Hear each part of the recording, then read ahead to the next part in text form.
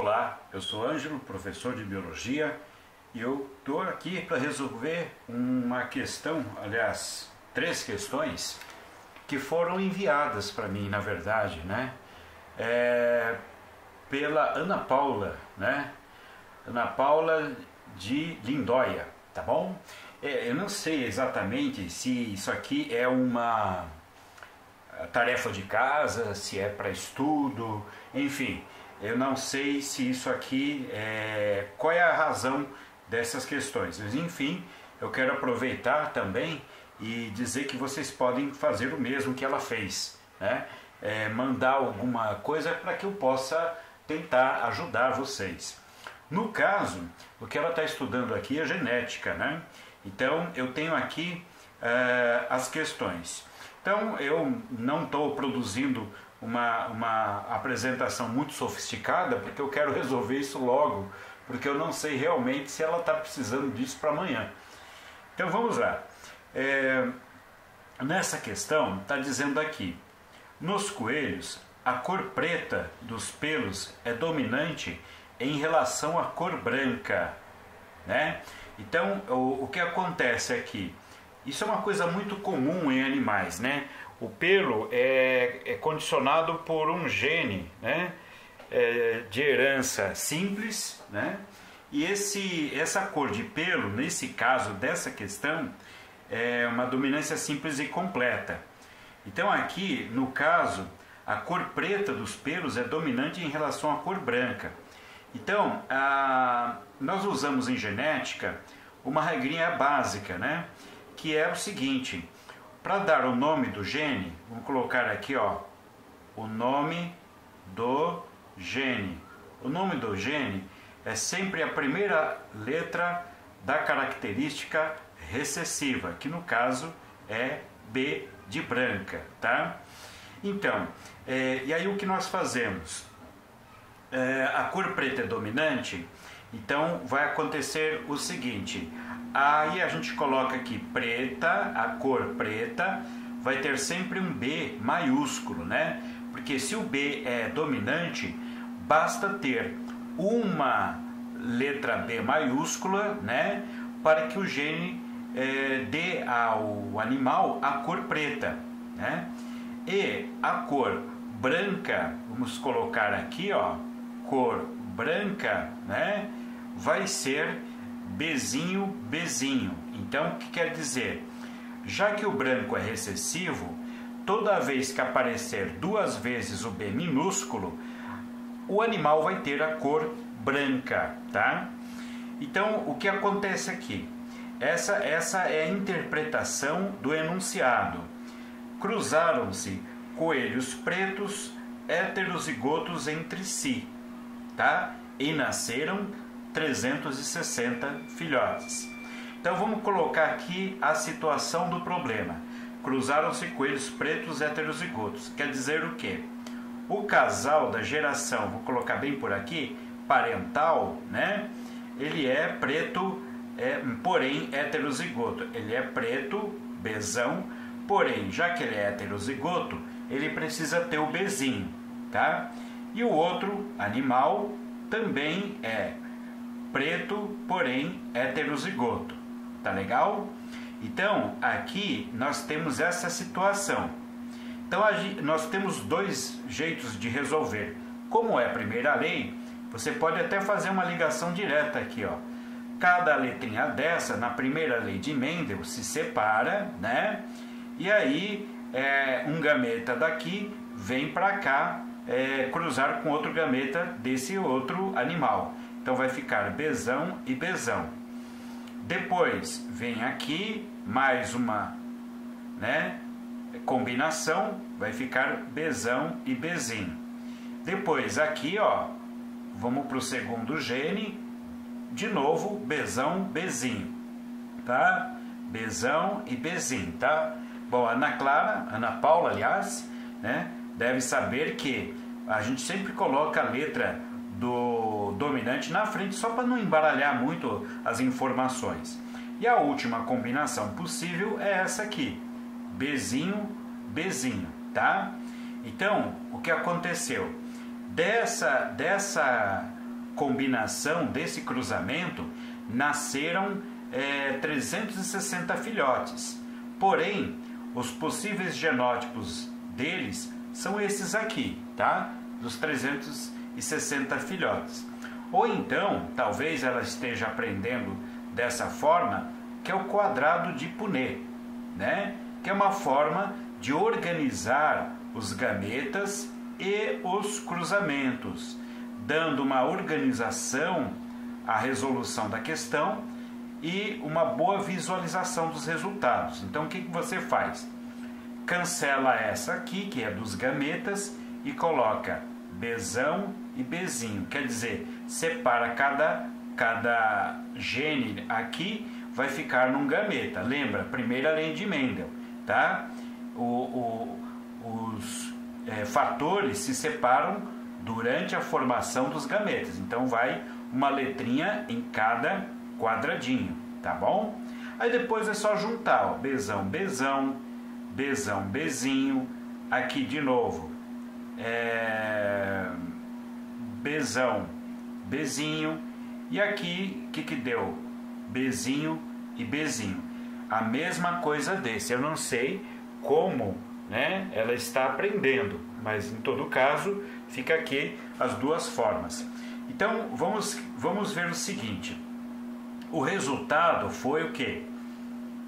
360 filhotes, tá? Ao todo, tá? Como é que a gente resolve quando aparece um número? Destes, o número de heterozigotos provavelmente é.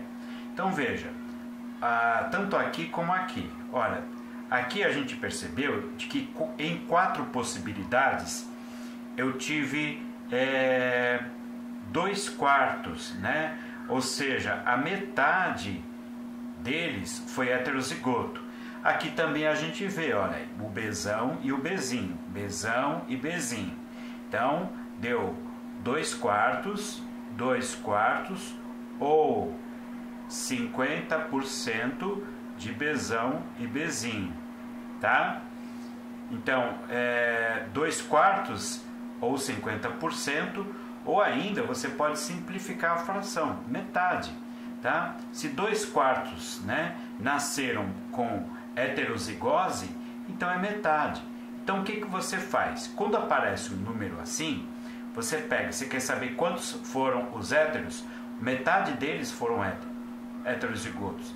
Então é só você pegar o 360 e dividir pela metade, por 2, tá?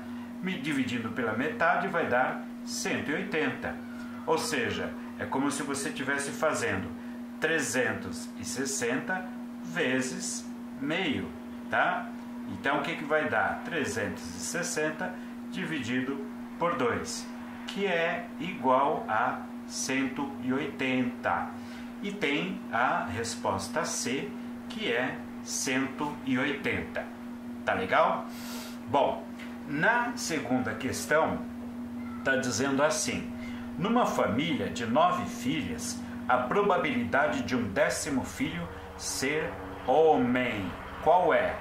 Bom, gente, isso é uma questão só para lembrar o seguinte: em questão de gênero, a única coisa que está perguntando aqui, né, se vai ser homem, né, o 10º filho. Por quê? A família tem 9 filhas, tá? Então, será que no 10º filho vai finalmente nascer um homem? Pode nascer sim. Sabe por quê? Entre, por exemplo, aqui o sexo feminino e o sexo masculino, as chances, né, são iguais, né? Ó, chances iguais. Ou seja, a cada vez que a mulher ficar grávida, a cada gestação, a chance de ser homem ou mulher, né? Mulher é esse, homem é esse, é igual, ou seja, 50%, tá bom? Então, portanto, alternativa A. Ok, agora vamos ver esta questão aqui, ó. Vamos colocar bem aqui, tá? Vamos ver ali. observe o heredograma abaixo, está aqui o heredograma, que representa a ocorrência de uma anomalia em uma família e responda. Ou seja, como é que você representa uma anomalia? Então, a anomalia é representada, o que você está estudando nesse heredograma? Você está estudando uma anomalia.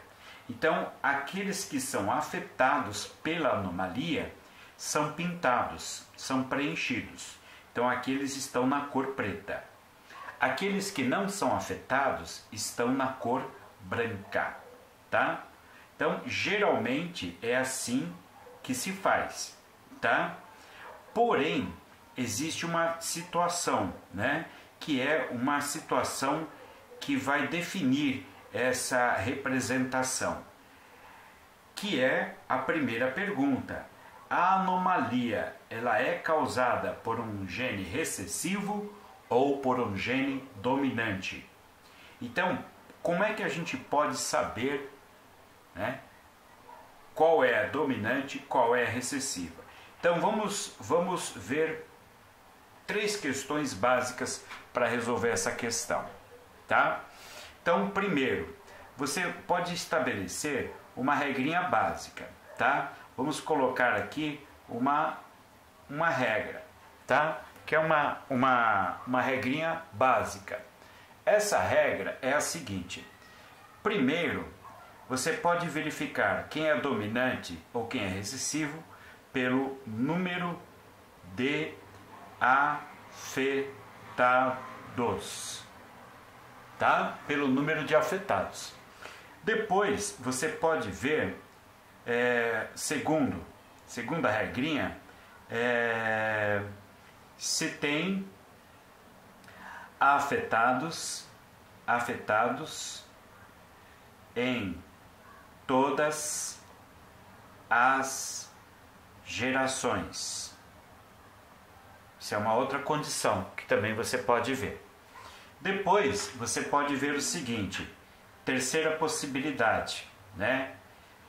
Se tem casal normal com filho afetado, tá bom? Então, como é que funciona essa situação? Primeiro, o que você espera de uma herança recessiva? Que ela esteja em menor quantidade. Então, vamos pela primeira regrinha, número de afetados. Quantos tem? Bom, aqui você tem, caso você ainda não saiba, o quadradinho é homem, ou que mais parecendo um retângulo, né? E o círculo é mulher, tá? Então aqui o número que aparece é o número de indivíduos, tá? O número são 16 indivíduos, tá? 16 indivíduos. Desses 16, os afetados são 1, 2, 3, 4, 5, 6, 7. 7. Metade de 16 é 8. Deu 7, a gente pode considerar um empate, tá bom? Um empate. A diferença de 1 não é significativa.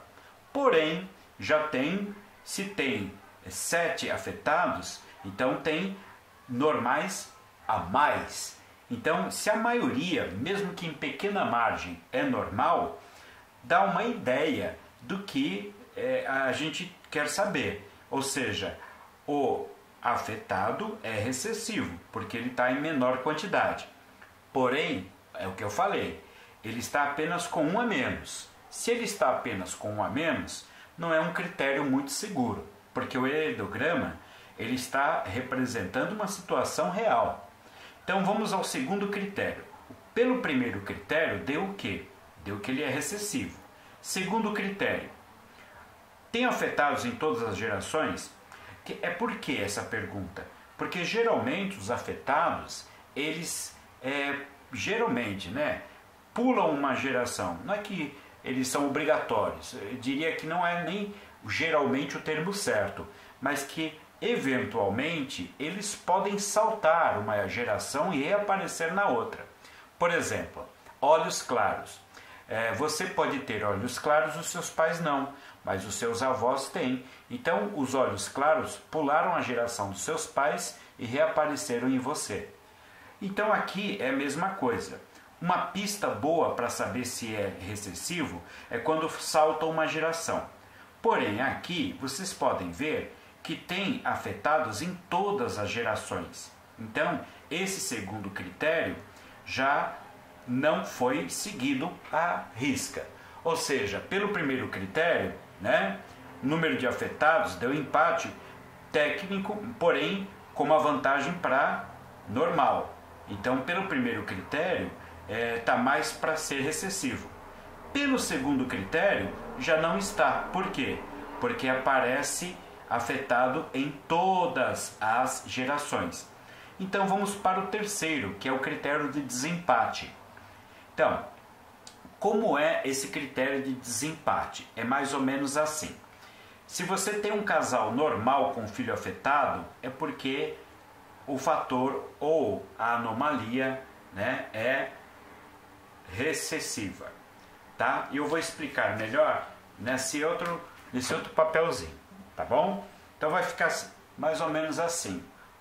Olha só, vamos supor, se um casal é azão e azinho, tá aqui ó, azão, azinho, então eles podem ter um azão, azão, podem ter azão, azinho, uma vez, depois aqui, azão, azinho, duas vezes, depois aqui, por último, azinho, azinho. Tá? Tudo bem? Agora você concorda? Esse aqui é um casal normal. Um casal normal pode ter um filho afetado. Esse aqui é afetado. Desde que o casal seja o quê? Heterozigoto. Se o casal for heterozigoto, ele pode ter um filho afetado. Agora, veja comigo esse raciocínio. Se um casal é azinho, azinho, né? Ó, um casal assim, ele pode ter filhos apenas iguais a ele. Ou seja, um casal recessivo não pode ter um filho dominante, ok? Por quê? A característica da anomalia geralmente é o quê? Uma mutação, tá?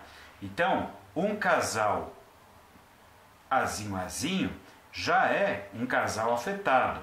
Ele não pode ter um casal normal, tá?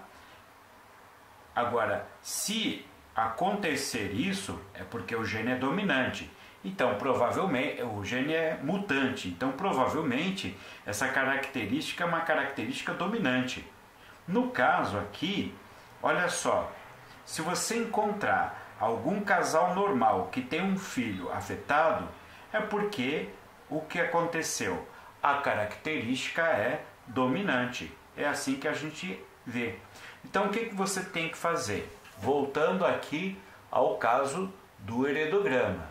Você tem que localizar um casal normal que tenha um filho heterozigoto e filho afetado. O heterozigoto você não vai ver, mas se tiver afetado é porque é recessivo. Então aqui ó, esse casal tem um afetado e um normal, não serve.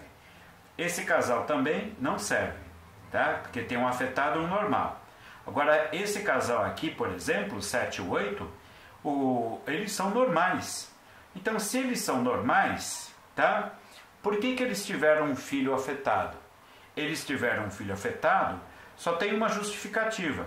Porque eles são normais, tem um gene normal e um gene para anomalia. A mulher também tem um gene normal e um gene para anomalia. Assim sendo, a mulher passa esse gene no óvulo, o homem passa esse gene no espermatozoide. E aí essa garota nasce azinho-azinho. É a única alternativa. Porém, o que acontece? Eles são heterozigotos normais. Isso só é possível quando a anomalia ou característica estudada é recessiva. Então, gente, a resposta, a anomalia é causada por um gene recessivo ou dominante? Resposta é recessiva, tá? É uma anomalia recessiva, tá bom? Então, sempre assim, casais normais podem ter filhos afetados, mas casais afetados não podem ter filhos normais, tá? Essa é a condição para ser recessivo e atende a essa condição. A outra aqui, outra pergunta. Qual a probabilidade de nascer uma menina afetada do cruzamento de 3 com 11? 3 com 11. Então vamos voltar lá, vamos colocar aqui, dar uma visão geral dele. Olha aí, o 3 é um homem e o 11, onde está? Aqui, tá bom? O 11 é esse aqui. Então vamos ver o seguinte, repara, esse 11 ele é normal. Se ele é normal, então ele tem um azão. Porém o pai dessa mulher, ele é afetado, ele é azinho. Se ele é azinho, obrigatoriamente ele passou o azinho para ela no espermatozoide. Então ela é heterozigota, tá? Então e se ela casar com o número 3? Bom, o número 3 é afetado, tá? Que no caso seria um casamento consanguíneo, né? Porque é o tio dela. Esse 3 aqui, ele é afetado, então ele é azinho. Então o que vai acontecer? Olha só. Eu vou demonstrar aqui nessa folha, tá? Vamos fazer aqui nesse cantinho. Então, deixa eu ver aqui. Se ela é azão e azinho, tá? E ela tiver um filho com um homem azinho. O que vai acontecer? Olha aqui, 1, 2, tá? 2 vezes azinho. E aqui, ó, agora, ó, 1 chance, 2 chances, 2 vezes azinho. Ou seja, ela tem 50% de chances de nascer uma criança normal e 50% de chance de nascer uma criança afetada. Você também pode representar com a fração meio para cada um deles, tá ok? Essa é um tipo de probabilidade condicionada, né? Porque você tem que descobrir qual é o genótipo da mulher, no caso, ok?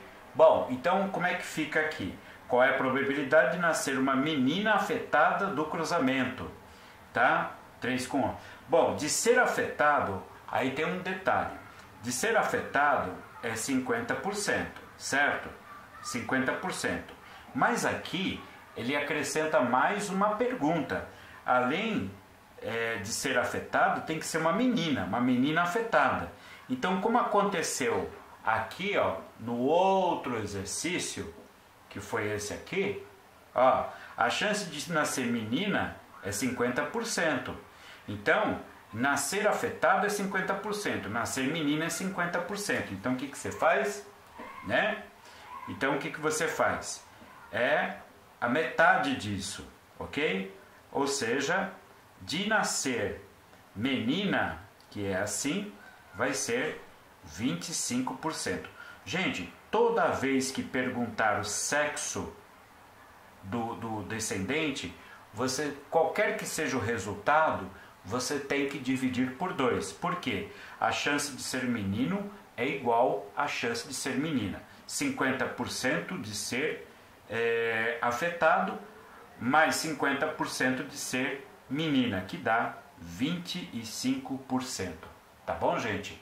É isso. Bom, Ana Paula, espero ter resolvido o seu problema. E todos aqueles que quiserem fazer o mesmo, é só enviar uma questão, né? Você pode enviar direto no comentário do vídeo, tá? ou então você pode até mandar um e-mail, tá ok? Tá aqui, ó, angelo.t.vieira,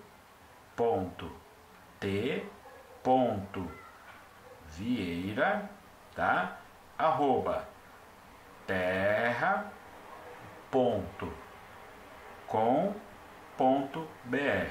tá? Ok? Você manda aqui ou escreve, manda de outra forma, escreve lá no comentário e tudo bem. Se você gostou também, não esquece de dar aquele joinha no vídeo. Um abraço para vocês e até a próxima. Tchau.